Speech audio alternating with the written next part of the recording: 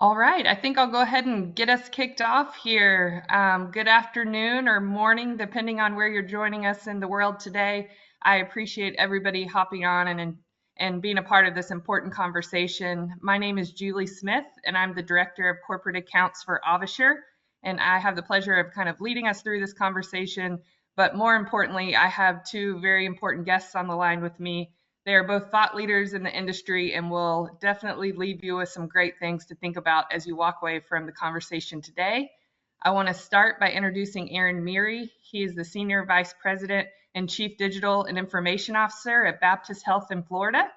We also have Elizabeth Gunn. She is the Vice President of Patient Services, and AvaSure has had the privilege of being a partner of Baptist for quite a while now, and we really appreciate the collaboration with both of you. It wouldn't be the same if we didn't have you at the table. So thank you for being gracious to take some time out of your schedule today.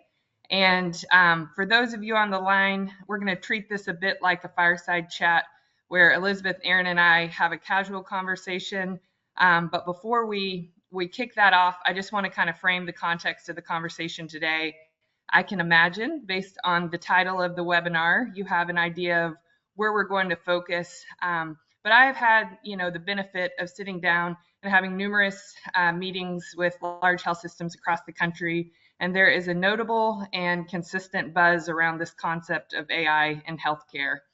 And while it's a hot topic, it's very much evolving.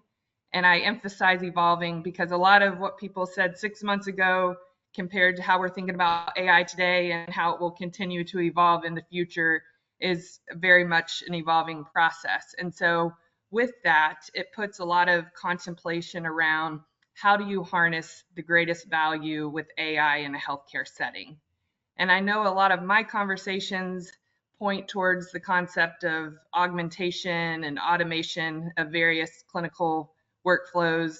And to steal an important term from Elizabeth and Aaron when we were preparing for today, you guys mentioned this idea of extensibility. And how does AI create extensibility of the staff and allow you to just really up the game at the bedside and continue to create the best experience for the patient and the caregivers within. So I think what you will walk away with after today's discussion with Aaron and Elizabeth is just hearing how they have ideas and how to prepare your hospital and the culture if you're thinking about layering an AI into your environment. We'll also hit on some relevant applications and use cases for how AI can make a difference and add some value. And then lastly, we will spend a little time on what are some of those common misconceptions that are out there as folks anticipate their strategy for layering this into the journey of healthcare. So I'm excited, and without further ado, I think we will just start with some questions. And Elizabeth, Aaron, I'll let you guys chime in as it makes sense. And thanks again for everyone's time today. So just to get us started, I know you both talked a lot about the hospital being ready and making sure your culture is ready when adopting something like AI. So what does ready look like when a hospital or health system is thinking about implementing AI? I think that, if I may, I think that it starts with having some understanding of what it's usually. You're not getting ready to start like a big bang. We implemented a new medical record here 3 years ago, and that was what we did. We did a big bang. We opened it up, and we opened it in every department, in every facility, in every campus, and in every practice, all at the same time, because we wanted the connectivity that was going to give us and the interoperability that the record promised us. And Aaron led us through all of that work. But I think the adoption of AI and the readiness for it, first of all, you have to choose the bits and pieces that A, you can afford to do at the time, and B, that is going to get the most adoption. An example we were just talking about before we started this program, an example we were talking about is that people didn't stop to think about it, but when we recently had some interference with our programming because of a worldwide security event, I literally made rounds in my hospital reminding my nurses, you're not going to get your sepsis alerts the machine is not monitoring for you right now that the patient's temperature has gone up, that the blood pressure has gone down, that the last white count was elevated. So you're not going to get that alert that says, look at these things and decide if everything is okay or not. So we've been incorporating the basic steps of artificial intelligence or augmented intelligence within our practices. So finding those things that make the most sense to incorporate, because our nurses love the fact that if they haven't happened to see that latest change in a lab value or a vital sign that in its totality now indicates there may be a problem, there may be a deterioration, the patient may be moving into sepsis, what have you, they now can look at all of that, and that we actually have some automated processes to notify nurses and physicians simultaneously, so that whoever can look first looks first, and we find out what needs to happen for our patient. So I think the readiness for it is having some successes in some of the earliest applications that you can use, and then helping people to see none of what we're doing replaces the caregiver at the bedside or removes the human element from the care at the bedside, which is why I kind of prefer the designation that some of the literature uses of augmented intelligence, because I am using a device that has the capability of doing just scraping tons and tons of data, thousands, hundreds of thousands of data points, collating it in a way that makes sense, and providing it to me in a way that I can now use it as information to make decisions with. So I think that for us, at least, Aaron, it works for us doing this in a stepwise kind of a fashion. Other people will introduce things to us, whether we're ready for it or not. For example, if one is partnering with a very large radiology group, you may find that they are using some sort of automated or augmented intelligence to scan through and to help create a hierarchy of what they need their very qualified radiologist to look at first, or to get a second reading on, or those kinds of things.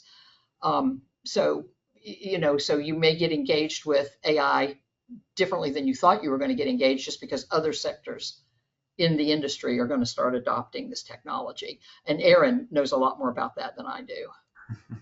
Well said, Elizabeth. I got to give you the IT merit badge. You said that so eloquently. You say it better than a lot of CIOs do. Well done. No, well done. That's really well said.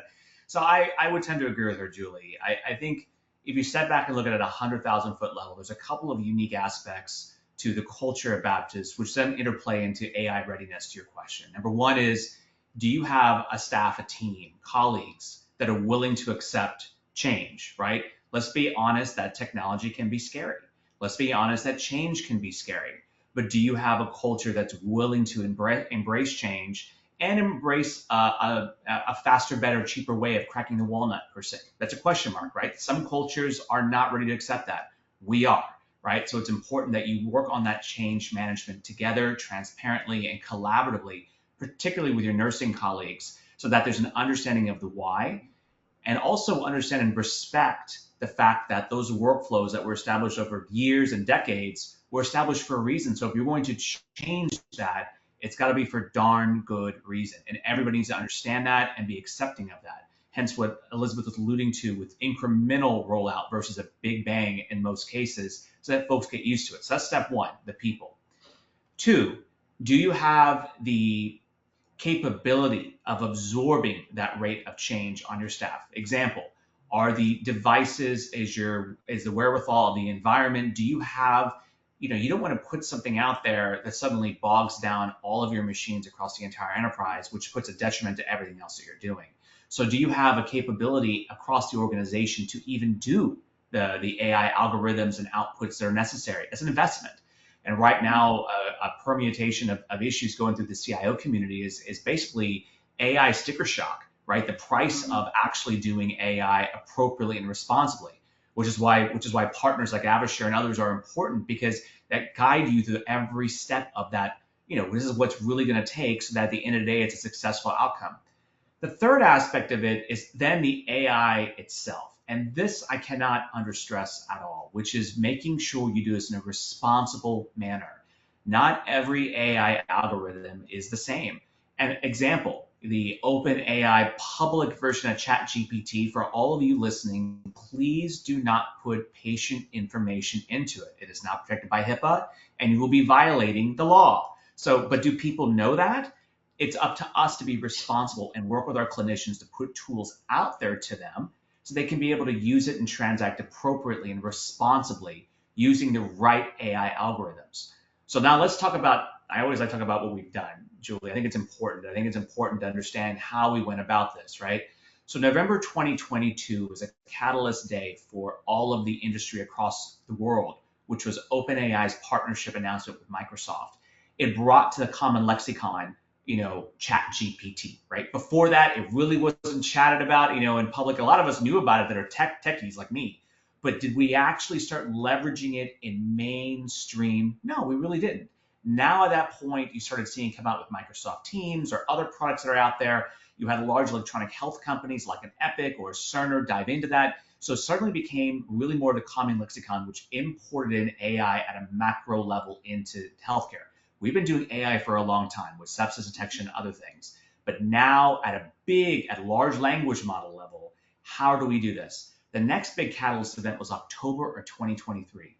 That was the presidential executive order basically instructing the federal agencies to get off their rear end and really get into gear, coming up with regulations on how to safely use AI. So Health and Human Services and others started writing rules and regulation to be able to do that. So in the meantime, what are hospital systems doing? We were rolling out our own versions of ChatGPT private, so that's HIPAA secure, working with Elizabeth's team on what are called our Barton units, or our innovation units. What could we do here? Working on other passive tools as well, using AI to help reduce burden, whether it's documentation, whether it's reducing note bloat, whatever that is, and educating the medical and clinical staffs as to here's how to do this. Not everybody did that though. You had some health systems, again, like I was saying in the beginning, that put their head in the sand and said, I don't want to deal with this right now. The storm will pass. But here's the reality of it, and what I think today's conversation is about. The storm is here. The storm's not passing, and the storm is the new normal. And we have to get our act together to understand that it's processes, people, and then technology in order to be successful. So look forward to the conversation, Julie. Wonderful. I learned a new term, note bloat. So thank you. That's not the most important thing you just said, but I appreciate the addition to my vocabulary there. So love what you commented on doing this safely, doing this responsibly, and doing this with humans in the loop. And I think that's the balancing acts where AvaSure really appreciates your philosophy. AvaSure really aligns with your philosophy and the way that you're describing that. So as we think about that, I can imagine there's a lot of misconceptions that both of you are having to manage as you think about your AI strategy. And what are some of the staff members, what are some of their worries? What are some of the things that you're having to really make sure you manage in terms of the key misconceptions as you start talking about this within your culture? Elizabeth, you want to start? I think one of the key misconceptions probably is that somehow or another this is going to reduce the human input into the delivery of healthcare. And what I think we're all striving to do is to create better access, more efficiency to deal with the very real demographics that we're all facing. We're dealing with a growth in demand and a shrinking workforce population just by birth demographics. The generation that is going to replace the boomers as the last of us phase out of the way is a much smaller generation. And so and that's at the time that we're going to just demand 3 times as much healthcare as we've ever delivered in this country. So with the aging of the population and people living decades longer and requiring healthcare, the workforce in healthcare is going to be challenged. And so anything that we can do that automates, consolidates, and creates efficiency while allowing us to maintain that human contact and care for the patient, whether it's us having these wonderful conversations where we can see each other, as opposed to when we used to get on these kinds of conversations, it was staring at the face of my telephone, right? But now I can see and get your reaction and Aaron's, and it helps me to be involved in a conversation rather than to be just lecturing from my slide notes. So I think that the same thing is true of our healthcare delivery system. There will never be a healthcare system that does not need for one human being to place their hands on another human being in order to deliver healing care, right? But there will not be enough of us around to do every single thing manually that way without assistance. And so anything that we do that collates that information, I think will be helpful. And we talked earlier, and this is not exactly, it's not exactly directly related to AI, although I know you guys are working on some new algorithms and some new enhancements. But one of our introductions to virtual care was the virtual safety sitters during the pandemic. We actually kicked off that particular activity during the pandemic, and we continue to look at how we can utilize the same technology to create connectivity to give us that. We're a 5-hospital adult hospital system and a children's hospital. So how do we connect with one another so that resources that are shared can be, they spend more time giving the care or supporting the effort than moving from campus to campus physically to get things done. So there's just a lot of work around how do we extend the reach of each caregiver that's engaged in the delivery of health care to the population that we serve. So between virtualization and then the supporting tools that AI offers to control this massive information. And I'm almost afraid to say it because it sounds like it may be a little too soon, but it's almost like air traffic control to make sure that information is going in the right direction to the right people so that action can be taken.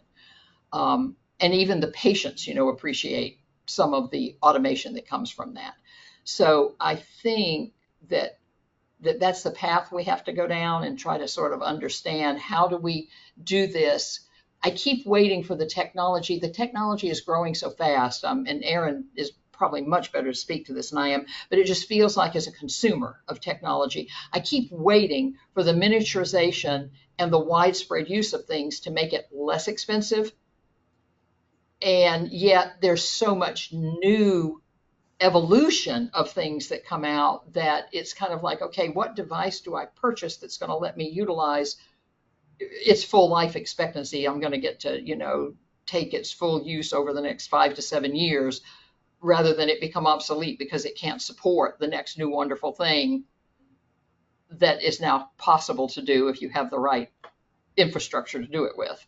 And so Aaron and I have these kind of conversations all the time. Do we need 2 screens in a room, one for the patient's entertainment center and one for the smart board that's going to tell them which nurse or which doctor just walked in the room? Because believe it or not, in subspecialization, the patients get confused. They're not sure which doctor that was, even when the docs introduce themselves. So if I have the picture and I have the name and I have the specialty up there so I can show my husband when he comes in, that was my nephrologist, that he was in here today, so that we can start to create integration, not just for us, but for the patients as well. So I'm curious to see, I remember the first VCR I bought, the first microwave I bought cost several $100s, and it was this big chunk of thing.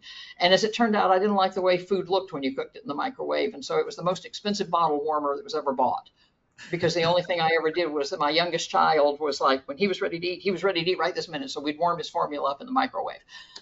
Maybe that's why he acts like he does today. I don't know.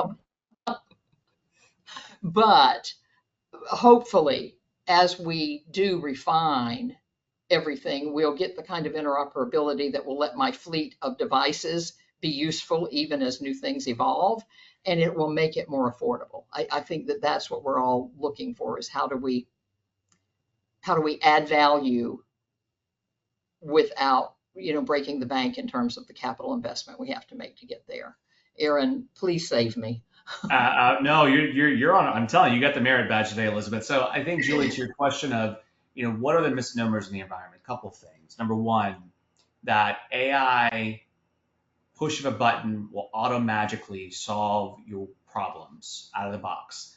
No AI algorithm is going to, let's talk about healthcare, reduce length of stay by a full day, or will suddenly tell you automagically how to discharge patients in a safer manner. All of those outputs that people want require data, require process improvement, and require people before the algorithm is actually functional. And so unless you are, trying to spin up an algorithm to have a better, cats on a fan kind of thing, or something completely, benign, it's not going to work like that. So having that conversation with your clinical teams off the bat, that we have to do some true Lean Six Sigma process improvement work first. The data has to be clean, and then we can see success, is important. And that's what Elizabeth's alluding to, which is that componentry of working with your team to get in there. That's number one. Number two aspect, there's a misnomer in the community, which is that one AI algorithm type is better than the other. I kid you not, every day I'm peppered with every Fortune 50 company saying our AI is better than their AI, and their AI is worse than my AI. I mean, it's like AI war right now. And it reminds me of about 20 years ago when cloud first became a thing. And, it's like, what's cloud? Well, cloud's just somebody else's data center. So now you're just fighting over who gets to, hold on to your systems. It's the same thing now. So getting over the fact that there is not one super weapon for everything, that it's going to take real partnership and understanding and really working with key partners like AvaSure and others to really understand the challenges of, let's say, Elizabeth's nursing units. That's the important part. I'm getting a lot of, here is a giant hammer, hit every nail you have, Aaron. That's not going to work. In healthcare, we're much more specific. So, Elizabeth alluded to some specific use cases like sepsis detection, like looking for falls detection, these things that occur in a hospital setting, but have a lot of process wrapped into it, then now can have an AI algorithm that helps predict, is Aaron at a higher likelihood of becoming septic and going into septic shock? Those are important facets to go along those ways, and not accept the misnomer that AI will solve everything. The last misnomer, and I tell our board of directors this and our executive team this all the time, which is AI will not necessarily reduce people. What it does is shift people from doing lower magnitude types of work to more higher functioning roles. I'll give you a specific example. It wasn't that long ago, we had what were called basically radiology light box technicians. A light box was where you got an X-ray film off the X-ray, you put it on a light box to read the X-ray, and you could literally see the light coming through the film to say, oh, there's a fracture here in Aaron's forearm. Okay. You don't have that anymore. Now you have digital imaging systems called PACS systems.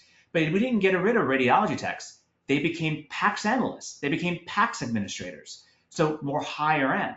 So getting rid of the belief that, oh, I can buy an AI algorithm for X amount of money and suddenly reduce my headcount by Y number of people is the wrong argument. You should be saying, how will I help repurpose those folks, train them to be higher functioning, thus paid more, hopefully, and give them a quality of life they deserve and a better output and outcome for the patients and for the clinicians using the algorithm. So those will be the three, I would say, Julie, that people have got to heed warning on. And we spent a lot of time at Baptist educating, working with folks, but it all started with that culture aspect I began talking to you about here, of a willingness to want to adopt it responsibly and methodically. That's how I would answer you. Yep. No, I love that. And I can imagine you're having to give the assurances of this is not taking your job. Aaron, I remember us talking about you walking down to the cafeteria one time and somebody saying, is this AI methodology going to put my job at risk? And just both of you having to go, no, that's not what we're after here. So I can appreciate that. I think one of the other points that we've talked about is also just making sure folks don't think this is going to all of a sudden start making clinical decisions and diagnostics. I know, Elizabeth, you brought that up in our last conversation. So I just wanted to I can imagine folks on the line are all kind of managing the expectations, figuring out how you look at the future. And what really resonates with me, and it doesn't surprise me because Aaron, you and I have worked together for a long time, but in both the first two conversations, people, process, technology in that order have come through. And it's really about going, and I think that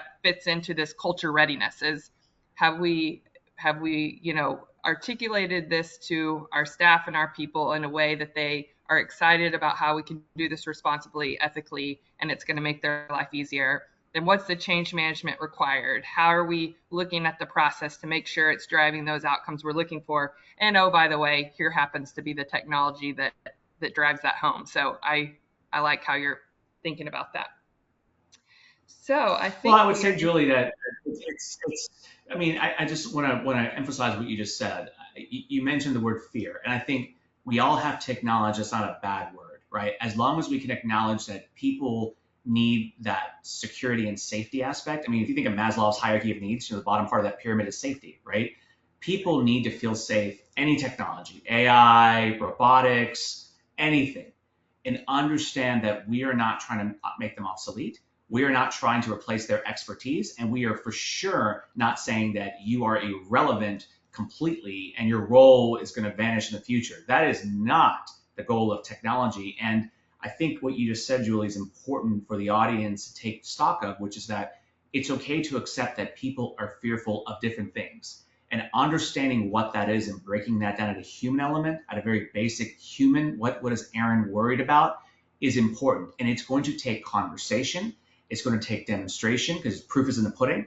And it's going to take a constant reassurance to get someone to believe that they are going to be okay. Let me give you an example. My 7-year-old, has been fearful of going on a bike without training wheels for the longest time. And it took me the longest time of reassuring her and standing right behind her as she's riding the bike without training wheels. That you can do it, you can do it, you can do it.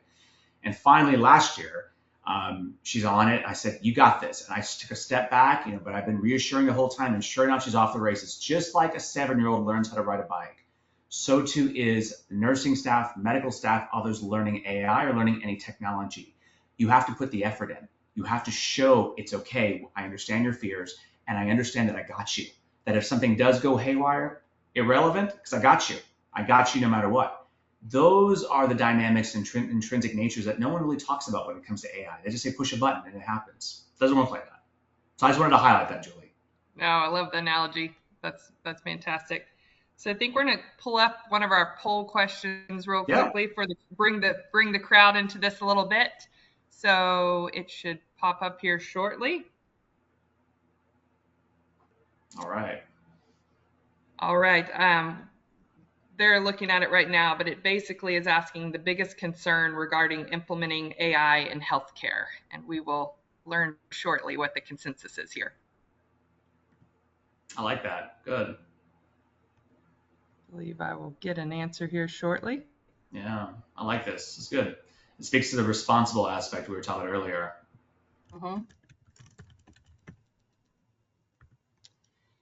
In the meantime, is there something that you guys want to?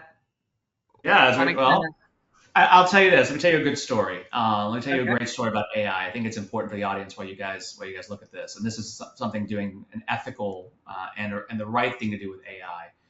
And I'll let Elizabeth speak to a lot of the clinical aspect of this. But there's a sad situation when it comes to individuals presenting that could be potential victims of human trafficking.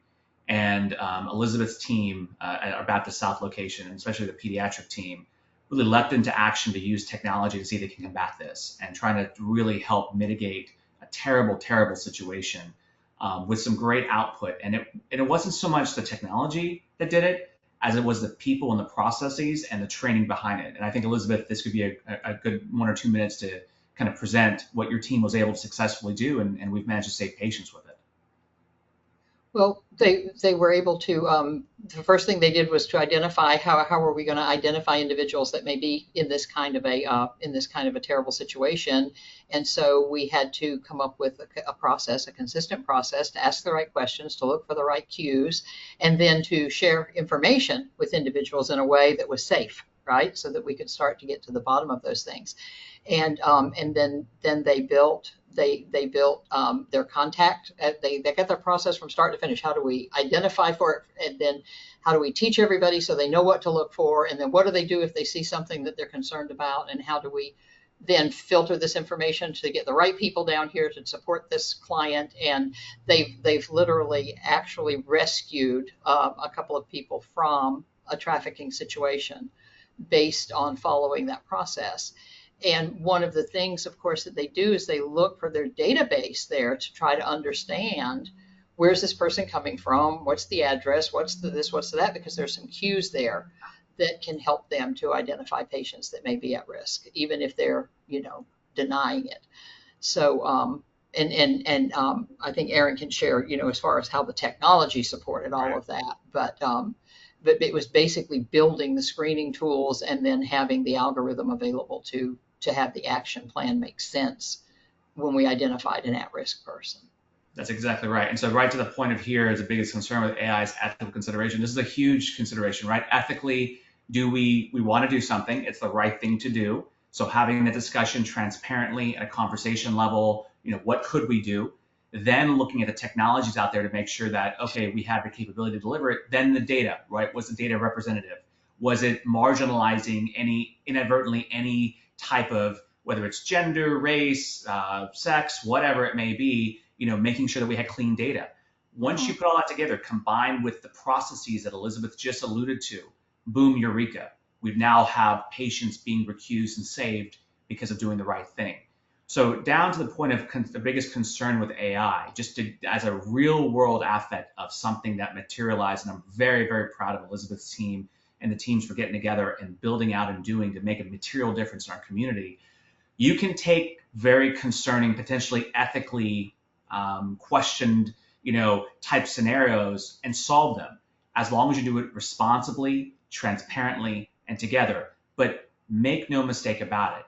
You have to go into the data to make sure that you are not marginalizing any type of community inadvertently, because your data is only as good as your data. Now, in our part here, and let's take this example, it was more of a regional aspect. So we felt confident in our data.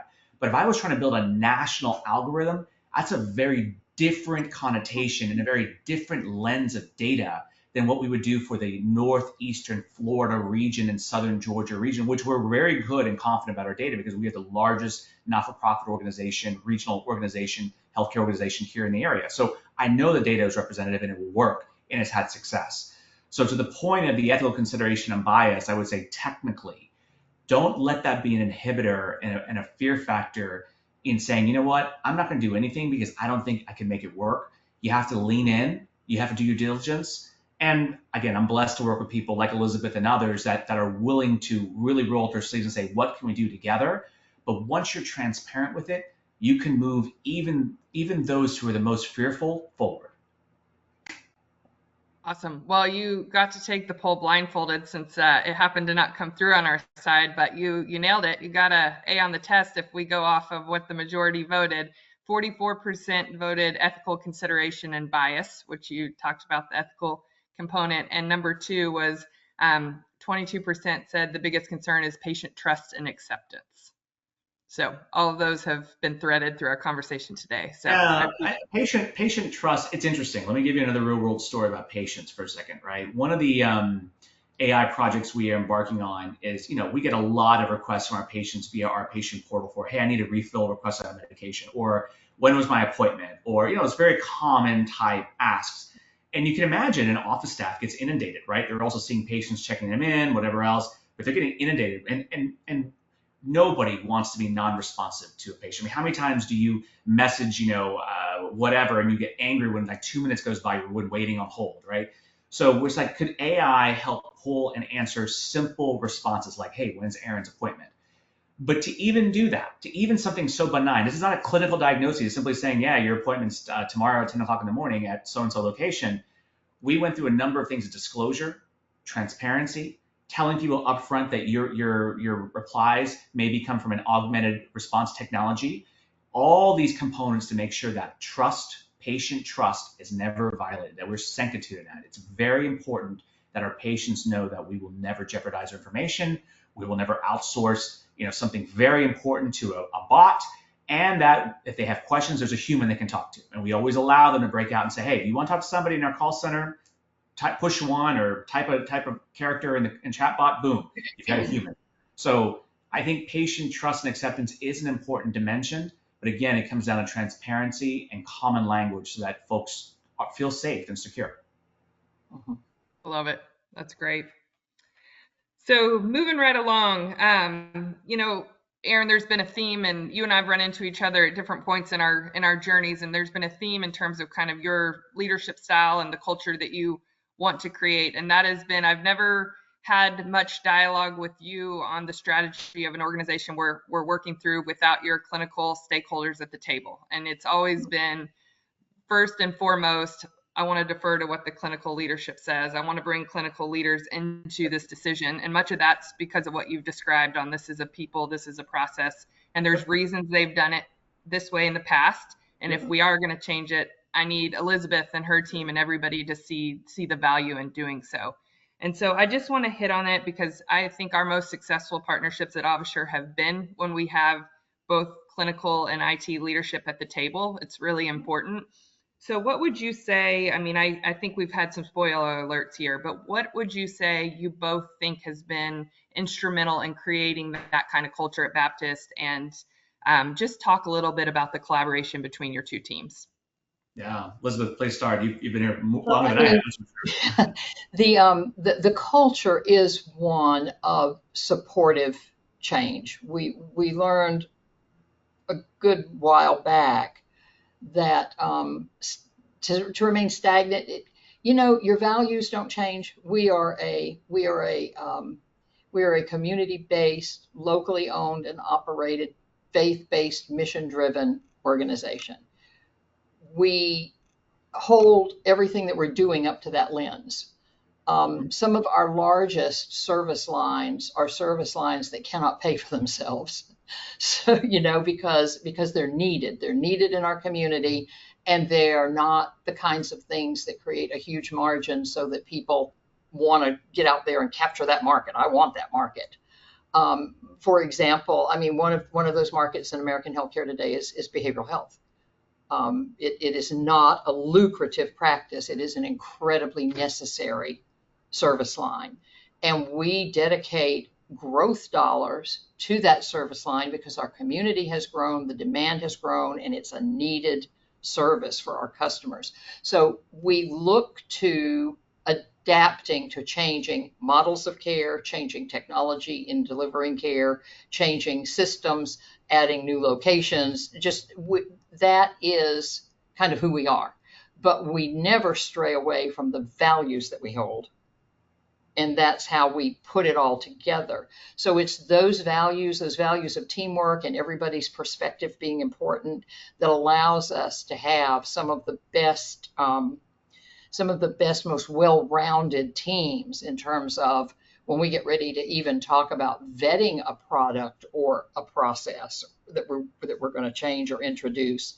We're going to have all these people at the table, because what we learned is it doesn't do any good for me to go out and vet something that I think will just be the cat's meow, which my nurses love it. It's the best in class of whatever it is we're trying to do, only for me to discover after I'm sold on this particular product that it will take 3 times as much in cost to provide the additional infrastructure necessary for it than it will to purchase the devices that I'm wanting to have in order for them to operate as they're supposed to operate and give me the service that I'm looking for that made me want to go after this in the first place. So it's much better for me to have a member of Aaron's team to help me identify all those specifications that they give me on this piece of equipment that it needs to support it, and say, to Roger or to Jim Bilski or to somebody, please look at this.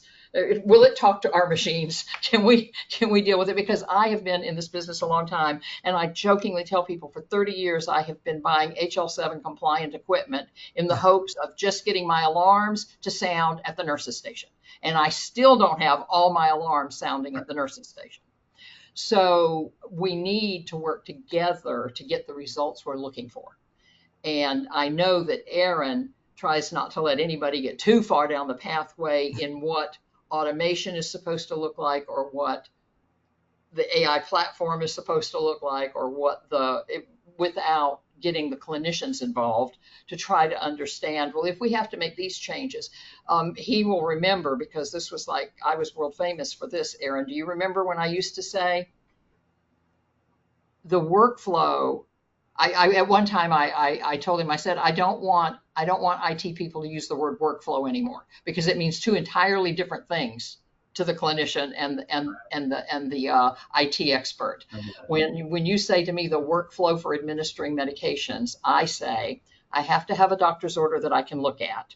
I have to have a place where medications are kept that I can retrieve them from. I have to get the right medication. I have to take it to the correct patient, and I have to administer it using the clinical expertise that I have to know what to tell the patient the medication is supposed to do, what side effects it may cause, and then I have to monitor the patient for the effects of the medication I just gave. That is my workflow. If I have to go into the computer to do something out of order, out of sync, then that just adds to my workflow. It just creates delay. So I can't have a technology solution that I have to modify the rational workflow for in order to support the equipment. So all through our EMR implementation, I would be known for saying to people occasionally, this is supposed to support our workflow. We are not supposed to have to alter to support the software. That's right. So if we have to alter work to support the software rather than to get a better outcome for the patient, then we're making the wrong choices, and we've got to figure out how to make it work better. And I'm glad to say that I had a partner in that, because all of my IT and IS team members were a part of solving that dilemma for us. Nail on the head, Elizabeth. A nail on the head. So ditto to what Elizabeth said. I would say, Julie, a big component of the culture here comes from our board of directors and our executive team. Our board of directors are all individuals that live in this community. They eat, breathe, live Jacksonville and Northeast Florida. They love this region. Their passion exudes through every aspect of the organization. When I was recruited here, one of the biggest dimensions that surprised me in a very, very delightful way was the amount of engagement from the board on that process, and where they took this role and changed it to make it a digital officer, with the reason for such is that how to use technology effectively to really drive joy, adoption, safety, all these pieces, but joy. I would use the word joy. And so with that is exactly what Elizabeth said. So that permeates the organization, which is, make sure that you're respectful of workflow, make sure that you are transparent, make sure that all these aspects come together in a very organic way, and that takes partnership, right? So what Elizabeth was alluding to, and what I completely agree with her on, is that technology for us isn't something I'm going to do to them, it's going to do with them. And it's one of those aspects for me that if a clinician isn't at the table with me making these deterministic items, then what are we doing? What are we trying to accomplish? And more importantly, what does it matter? So if Elizabeth suddenly has a flow sheet that is 1/3 the size, that's automated with AI algorithms, to what end? Am I trying to give her time back? Am I trying to accelerate her ability to do the I's and O's in a much more dynamic way? What is it, right? You got to have those conversations with the clinician at the table. It's unfair and completely improper for me as a technologist to do that to a nurse. I mean, that's ridiculous, right? At the end of the day, as technology professionals, it behooves us to remember our place in this whole ecosystem, that we're part of the spoke. We're not the hub. The hub is the patient. The spoke are all of us, and we're just one spoke on that entire wheel. So to the degree of it, that partnership and that co-creation is fundamentally important and paramount, and also why we've been successful with so many different AI algorithms. I'll give you an example. Last year, we had the pleasure of hosting MSNBC Squawk Box, right? Martha Coombs came down, and I had her interview some of our physicians that were using some ambient AI listening tools in their clinic, and why they liked them or didn't like them. And if you Google, Baptist Health, CNBC, you'll watch the video yourself. But what the reality, what we came out with that was that the physician was saying, Aaron, using these tools was able to give me time back with my family. We call it pajama time. That's time after hours, or you're having to get into the medical record. And that was what was important to them, was getting time back so they could be with their family, to go to that baseball game, to go to have family dinners. Okay. But if I had simply said, use this ambient tool because it makes you more productive, you can see more patients, imagine the backlash that would have been, right? That would have been completely improper, right? It's about giving you your life back. What you choose to do with it, whether you want to see more patients or whether you want to go to the baseball game, that's your prerogative. That's the attitude approach. And so back to the fundamentals, Julie, of what we're talking about, right? We keep coming back to the same basic three premise, right? People, process, then tech. It's not the other way around. And CIOs will fail if you think of it any other way. Yeah. I love it. I had the pleasure of seeing that video clip. I remember at the CIO event where we both were, and the concept of pajama time, the physicians in the room were quite pleased. So I like how you make it more about how it impacts them as a human and them personally when you're envisioning the strategy. So great job there. So we had two more questions. I'm going to just hone in on one more. That way we give time to the audience to ask additional questions as well. Just to gloss over one of them, we were going to kind of ask specifically what Baptist's philosophy around AI is. I think we've gotten there with the prior questions. I appreciate some of the, I guess, highlights that came out, where your stair-step approach, making sure you're doing it very methodically, making sure you're doing it responsibly. And some of the ways I heard you are already leveraging augmentation today is sepsis identification, falls identification, revenue cycle and scheduling, and really kind of chipping away at it in a very thoughtful manner. So I don't know if you would add anything to those highlights. If not, I'll go to our last question. No, I think the other dimension is on the population health side, right? Trying to really look at-risk populations for care gap closure and others. And so we have a phenomenal pop health team and a great performing ACO, accountable care organization. Sorry, in healthcare, we talk about a lot of acronyms. So anybody watching that's not in healthcare, ACO or accountable care organization. So we have a great performing accountable care organization, which is all about quality and measuring quality and RAF scores and other scoring to make sure that we're taking care of really complex people and keeping people from having to come back to the hospital. We don't want readmissions. We want people staying at home. We have a great Baptist at Home program. We take care of multiple different conditions, comorbidities. So a lot of the tooling that we're using on the pop health side to manage those populations, we're talking about tens of thousands of people, right, in a given population set, like people with heart failure or with COPD or with long COVID. And these are complex conditions that can only be done with lots of data and lots of looking at different factors. And so our quality officer, Dr. Jeremy Goodman, our head of population health, Mary Lean, who's a nurse, them and their teams, along with IT, we're constantly using algorithms and data to manage those populations in a smarter way and predict those who could have suddenly adverse reactions and get in front of them. We also own a home health organization, so we'll dispatch home health to their homes to help them get better oxygen or food, or we partner with different food organizations in Jacksonville. So, and what's interesting in all this is that actually we did such a good job with that, and I don't want to say just because of AI, because it is about the people in the process, that we were some of the inaugural investors to bringing in the blue zones into Jacksonville, right? We invested millions of dollars to bring blue zones to this community to really help those disadvantaged and disenfranchised communities that are in the food desert or do have these concerns. So AI for us is not just on the one-to-one basis. It's not just on that patient Aaron walks in and nurse Elizabeth is checking Aaron with an algorithm. It's also looking at massive cohorts of patients and taking care of them on an aggregate level, again, to benefit for their quality and then measuring and maintaining that. So yeah, all the things you mentioned, but on top of that, looking at big data as well and big populations of people. That's Elizabeth, great. anyone add to that? No, I think you're absolutely right. I think that the ability to understand these really big data pools is what allows us to plan for performance improvements that make a difference to outcomes for patients. And particularly as we get enough data to truly be predictive about things. That's so great. that you can I love that anticipate point. what the next pitfall might be. Awesome. So to round us out before we turn it to the audience to continue to ask any other points of interest, Aaron, I know this last topic is near and dear to a lot of research you've done, but when you think about the role of healthcare policies and guidelines and how that's playing into where we are with AI today, I'd love for you to just talk, going back to how do you keep that in mind when you're trying to be able to do this in a responsible and clinically relevant way? It's a great question. So February of this year, the Office of National Coordinator, think of them as air traffic control at the federal level across HHS, released what are called the HTI-1 rules. In essence, those rules were the beginning rubric for how a vendor should go about building an AI algorithm in a transparent, responsible manner.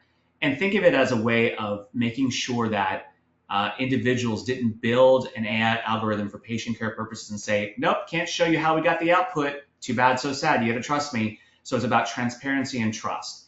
The HTI-2 rules, just a few weeks ago, were rolled out as well. And that's now about interoperability of that data and sharing that across the way. So the federal government is getting its act together, right? I give a lot of credit to the ONC, the CDC, and CMS. They're leading the trail here of how to give instruction and guidance to the community on how to do this responsibly, ethically, and in a way that is putting the patient first in everything that we do. So that's number one. I think that the landscape federally is organizing in a responsible manner. But if you wait for them to be done, you'll be sitting for the next 20 years twiddling your thumb. So it's an and approach, right? It's an and of adoption in a methodical way while staying cognizant of the rules and regulations coming down. So that's step one. Step two, state law. Right now, there is a gap between state and federal law when it comes to patient privacy and information, and certain states have a higher bar when it comes to patient privacy than others, and the federal laws don't oftentimes match with state law. Example, in Florida, we have a higher threshold, meaning we are supposed to report any major breaches information. It's 30 days. At a federal level, it's 15 days at a state level, right? At a federal level, anybody over 500 patients is a massive breach. At a state law, it's anything over 250, right? So and that's a good thing. I'm all about raising the bar on patient privacy, but we need to reconcile that, because if you don't get patient information sharing and privacy correct across the country, then people will stand still because they're scared, right? It goes back to that safety thing. The third aspect of it is working with your lawmakers, your legislators, partnering with state and federal officials to educate them on what we did at Baptist about human trafficking, or what we've done at Baptist around sepsis, or what we've done around population health. Sharing these stories like we've shared with you today so that people can learn from them, right? These folks in DC and in our case, Tallahassee are brilliant, brilliant people, but they're not on the front lines. They're not Elizabeth, right? They in fact have people like Elizabeth come testify on various topics to teach them what's going on. And so we don't take this opportunity now in the most nascent hours of development and educate those lawmakers. They're going to write regulation that's not going to make sense. And you're going to end up with something that you're like, why did we do that? That was backwards. And the reason ultimately came down to not maliciousness, just a lack of knowledge. So those three dimensions, I would say, when it comes to how regulatory environment is shaping up, are important to keep in the forefront. And also something not to be afraid of, but to embrace and go be a part of making that difference. Great. Elizabeth? I can't add to that, Aaron. You're absolutely correct. That's great. Well, I want to be cognizant of time. First of all, we have about 5 more minutes to wrap a couple items up, but Elizabeth and Aaron, you guys, your insights are invaluable. We can't thank you enough for being gracious enough to share. And I've always just really appreciated that you guys are willing to let others learn from your experiences and your stories. So this was fantastic, and I appreciate both of you. A couple last items. I just want to acknowledge, I guess this is the week of AI webinars for AvaSure. We do have another webinar coming up tomorrow. I won't steal its thunder, especially in light of the timeframes that we have here. But we have an exciting announcement that was just publicized this past week of our acquisition of Uva's Smart Room Solutions. And this really is a great segue off of today's conversation. We're essentially embedding their AI-powered solutions into our virtual care platform so that we accelerate the kind of partner that we can be in the future for you. So we want, when we talk about all the different technologies and interoperability and having the same platform really be able to be multifaceted in use cases, that's the spirit of continuing to layer in this kind of power into our existing platform. So tune in tomorrow or register. We will still send you the recording if you're not able to join live. would love to share more details around this exciting acquisition. And then the next piece is, we'll go ahead and go to the next slide. Every October, we have our annual symposium. Elizabeth came last year. I believe you've been gracious enough to be a speaker there as well, Elizabeth. But this is really a great time for all of our partners across the country to come together and do a lot of what we did today. You got to hear Baptist Journey. You got to hear some of the things that they're going through on a day-to-day basis. And it's, I would say, the most important aspect of it is the networking with other institutions that are on similar journeys, and you can share best practices and not have to potentially start from scratch on certain strategies. So if you can make it, we'd love to have you. There's both clinical and technical tracks so that it's relevant for both audiences. But most importantly, I want to pause. I will look and see. I think we're going to acknowledge that we can take questions via email, since the good news was the conversation was robust enough that we didn't have a lot of extra time. But I will pause here. Elizabeth, Aaron, anything else that you would add? I just mostly want to say thank you to both of you. Yeah, Elizabeth, you want to go start? I was just going to say thank you for having us, Julie. We always enjoy sharing with our colleagues and learning from them as well. And we enjoy our partnership with AvaSure. I would also say that for all of you listening, especially you at other health systems, reach out. You can find Elizabeth and I, LinkedIn, however, reach out, ping us. We're happy to share, particularly when it comes clinician to clinician. I've had numerous hospitals reach out. We're talking about the trafficking situation, so we could share the workflow. We're happy to, right?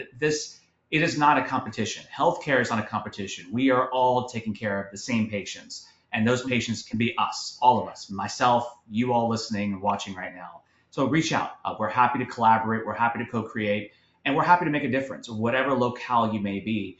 And the other component in all of this is to realize that technology is the democracy amongst all of us. Everybody uses tech. Everybody uses tech, right? One hospital is one hospital, but everybody uses tech. How we use it together responsibly is the golden rule in all of this. So reach out. We're happy to partner and collaborate. We're happy to be right there side by side with you. And more importantly, hopefully all of you watching, we're all also partners with AvaSure. And there's opportunities there abound working together with a willing partner like AvaSure to think of new workflows. So if there's a new challenge we all have that we're sharing, if there's new things that are coming up in the environment, this is a perfect opportunity with AI as a catalyst to say, how can we solve this together? And how do we do it when you have brilliant minds, product minds like AvaSure around the table with us and thinking of solutions and things that the industry hasn't come up with yet?